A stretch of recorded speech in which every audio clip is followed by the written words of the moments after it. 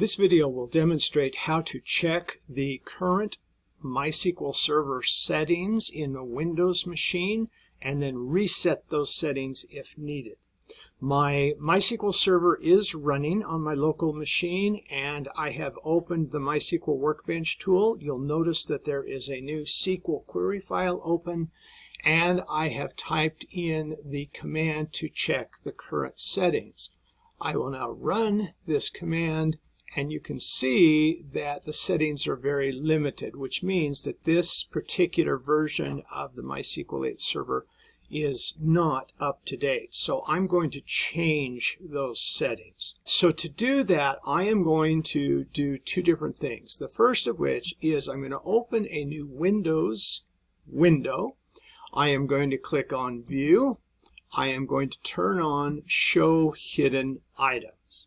With that done, I am now going to come back and I am going to search for Notepad. Now, when I search for Notepad, the temptation is just to click it, but that's not what I want to do. So I'm going to go ahead and choose Notepad. It highlights it, but I'm going to reach over here and I'm going to click this down arrow and I'm going to choose Run as Administrator. Windows will say, do you want to give these privileges? I'm going to say yes. All right, now that I'm in Notepad as an administrator, I will choose File, Open, and I'm going to navigate to my C drive. I'm then going to navigate to the Program Data folder. Within Program Data, I'm going to find MySQL. Within it, I am going to find the MySQL Server 8.0, and that brings me here. Now, because I'm Notepad, it wants to look for text files. We are not looking for a text file, so I will change this option to say All Files, and it is the MyINI file that I want to open. This is the configuration file for the MySQL Server.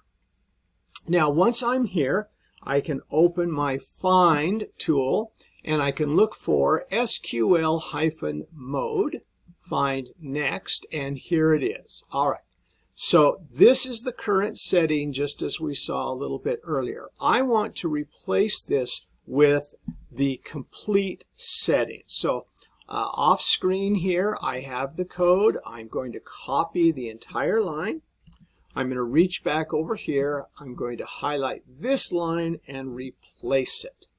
So when I'm done, this is what it should look like. And please note, it is all on a single line. Now, because I'm an administrator, I can choose File, Save, and it is now done. I can close Notepad because this is finished. Having done this, what I want to do is restart my SQL Server. So again, clicking down here, I would look for Services. That should open this window. My services are listed in alphabetical order. I'm going to scroll down. I'm going to find the MySQL 8 server, which is right here. Notice it's running. I am going to restart the service. So this will stop it and then restart it. There, it is now restarted. If I return to Workbench, and again, leaving the exact same code in place, but running it again, this time you'll notice I get a much better result. So my service is now up to date and has all of the current settings which it should have.